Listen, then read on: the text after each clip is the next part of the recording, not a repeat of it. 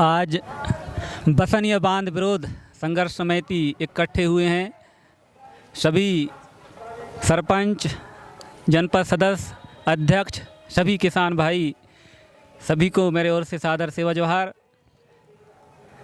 आज जो ग्राम सभा संचालन कार्यक्रम रखा गया है बैठक न्याय समिति का, विचार करना था लेकिन जनसंख्या कम है, तो मैं यही बताना चाहूँगा कि बसनिया बांध, पहले जो लिखा था उसमें बसनिया बांध लिखा था।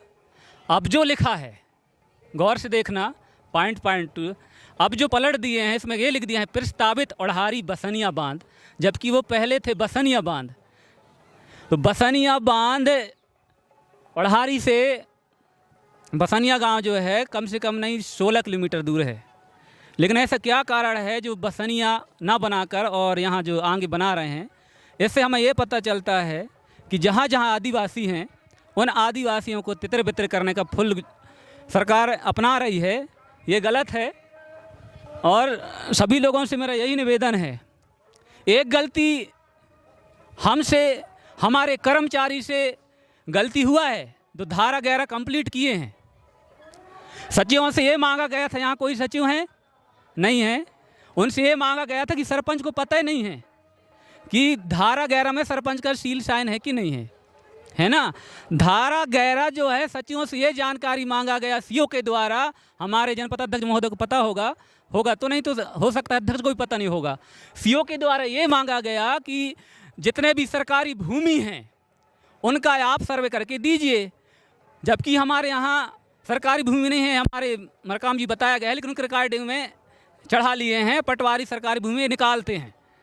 तो सरकारी भूमि के नाम से जो हितग्राहियों का जो ज़मीन है उसको भी सर्वे करके सचिव ने लिख के दे दिया है, इसलिए धारा 11 कंप्लीट किए हैं।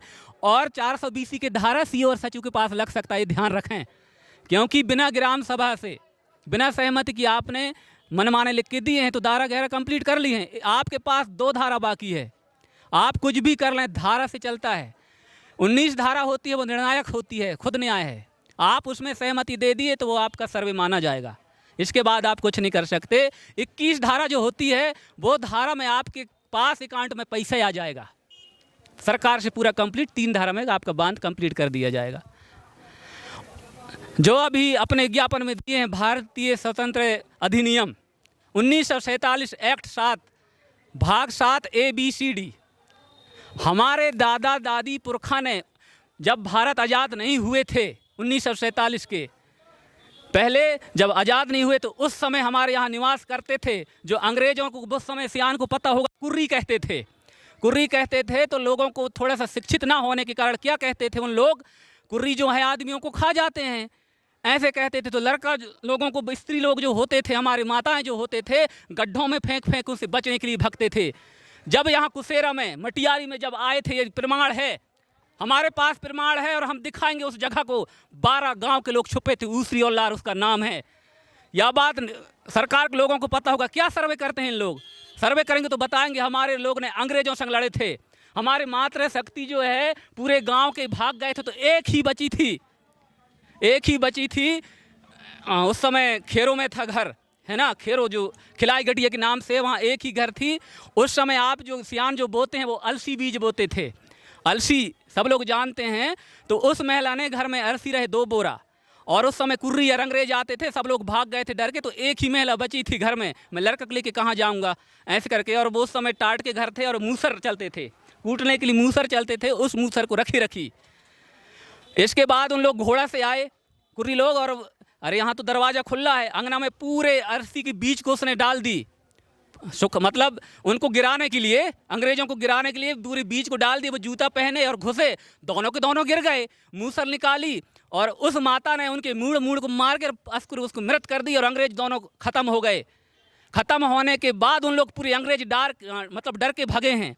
तो ऐसे हमारे माताएं ने कुर्बानी दिए हैं, तो सर्वे में हम कैसे दे देंगे? ऐसे हमारे बाप पुरखाओं का ज़मीन है और आप लोग ऐसे कर रहे हो कि बिल्कुल यहाँ के लोग कुछ नहीं जानते हैं। अब जो है, पहले 1947 जब आज़ाद नहीं हुए थे उस समय अनुच्छेद 1A में जो है भारत के जो आज़ाद हुआ था 2 राष्ट्रों में विभक्त कर दिए गया था। उस समय भारत और पाकिस्तान बांट दिए थे। जब बांट दिए थे उस समय लास्ट यहाँ की जनरल गवर्नर था लॉर्ड माउंटबेटन, और यहाँ के प्रथम प्रधानमंत्री थे पंडित जवाहरलाल नेहरू।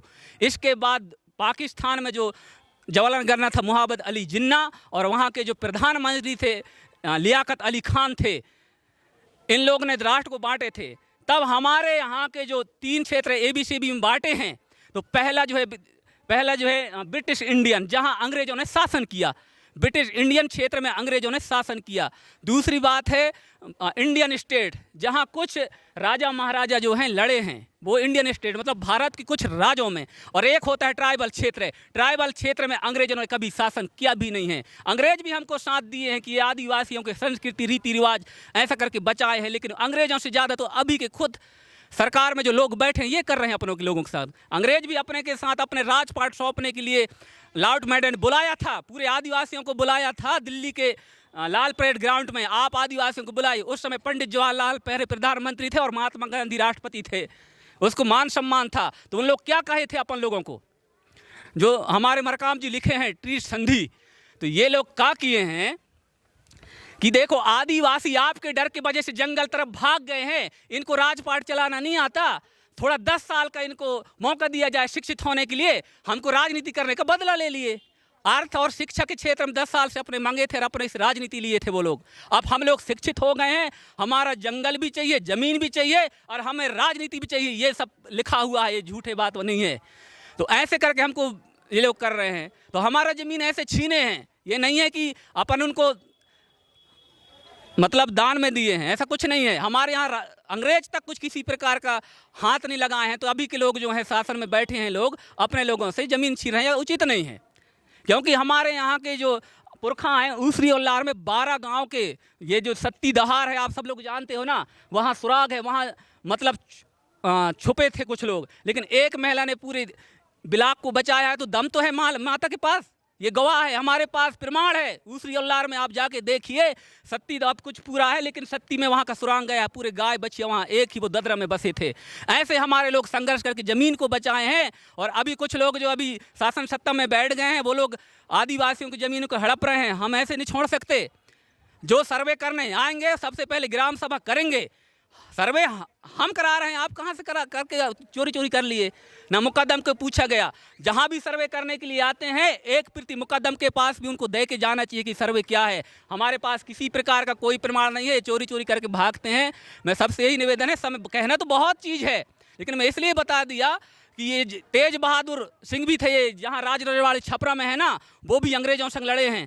तो ऐसे हमारे पुरखाओं ने लड़ के ज़मीन बसाए हैं। लेकिन कुछ लोगों के मनसा है कि इतना कुर्बानी नहीं दिए, सबसे ज़्यादा कुर्बानी दिए हैं तो हमारे आदिवासी भी दिए हैं और इस क्षेत्र को बचाए हैं।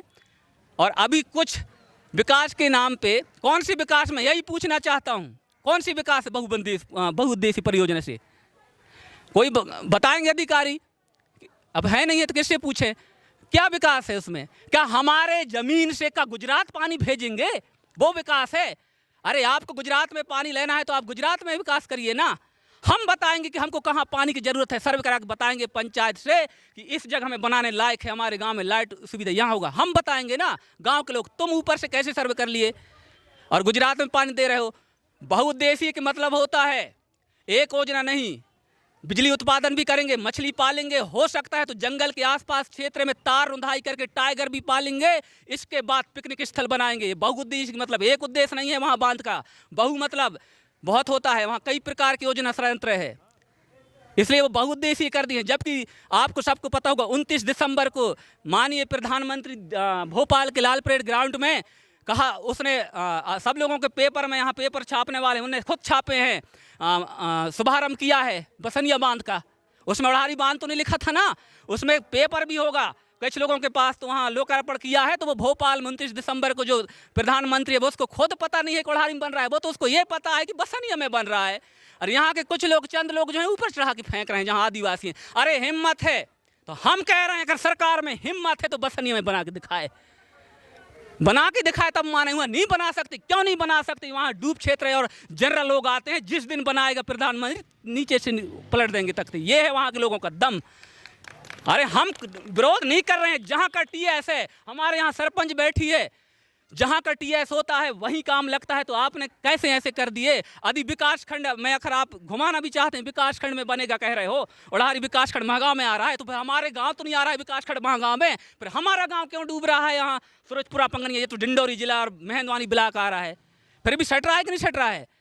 अरे बना रहे हो तो अच्छे लोगों से बनाओ, जहाँ ज़्यादा विकास है। हम बता रहे हैं बुढ़महर नदी छकेगा तो ज़्यादा विकास होगा, ये भी पानी रोकेगा तो ज़्यादा विकास होगा। ज़्यादा विकास लिए तो वहाँ बनाओ ना भैया, और नहीं बनाना चाहते हो तो हम किसी प्रकार के, उन भी हमारे भाई हैं, उन भी आगे आके लड़ें, नहीं हम वहीं भेजाएंगे जहाँ बसनिया बन रही है वहीं, लेकिन कोर्ट तक नहीं छोड़ेंगे। ध्यान रखें उन लोग बसनिया वाले, आपके पास पैसा है विधायक से मिले और ऊपर चढ़ा दिया आदिवासियों के पास, ऐसा नहीं करना चाहिए। वहाँ टीएस में बसनिया है, आदि कुछ अधिकारी ये बोलते हैं, ये कहते हैं नहीं विकास खंड के अंतर्गत परियोजनाएं कहीं भी बना सकते हैं, कहीं भी बना सकते। तुम्हारे बाप का जमीन है वो क्या? हमारे पास पट्टा है हमारे बाप के, आपके पास है क्या? तहसीलदार आपके पास पट्टा है क्या पट्टा? हमारे बदौलत आप नौकरी करते हो, ध्यान रखिए आप सब लोग। उनका क्या है? जमीन डूब जाएगा, हमारा रोजगार क्या है? जमीन है, हमारा रोजगार जमीन है, इसके बड़ा कोई नहीं है। हमारा जमीन है, हमारे पास 10 लाख भी देखो छीते पैसे भग जाएगा, और वो जमीन है तो हमारे आने वाले बच्चा घर बना के पूरे पीढ़ी काट देगा, वो जमीन होती है।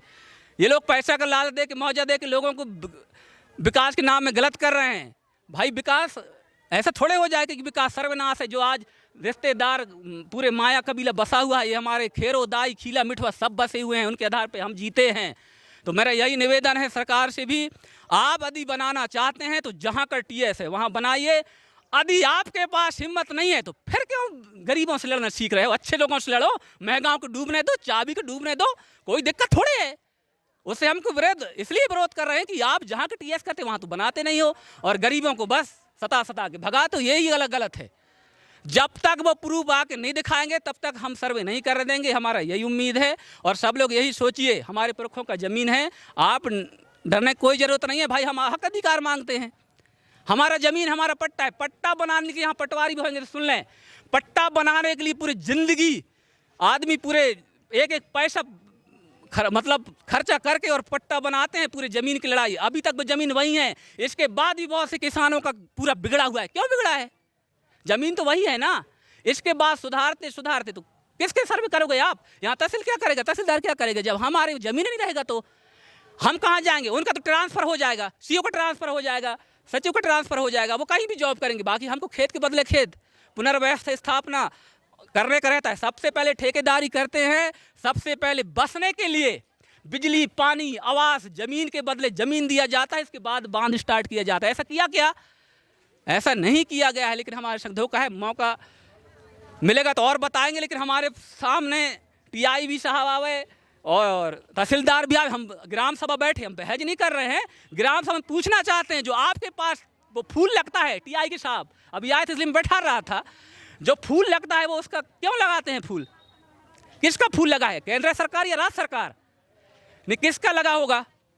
जो फूल लगता है स्टार, वो ना तो केंद्र सरकार का है ना राज्य सरकार का, गवर्नमेंट ऑफ इंडिया भारत सरकार का है। हम भारत के लोग हैं, भारत का संविधान कहता है, हमारे बात को मानना पड़ेगा टीआई को। यार नहीं कि वो मुख्यमंत्री बोल दिए तो किसी भी लड़कों को कुछ कह के और डंडा मारो, ये गलत बात है। आपने शपथ लिए हो तो केंद्र सरकार का शपथ नहीं ली हो, राज्य सरकार शपथ नहीं ली हो तो भारत सरकार का शपथ लिए हो। इतने कहकर मैं अपनी वाणी को विराम देता हूँ। आप सब संगठन रहें। जय हिंद, जय भारत, जय संविधान।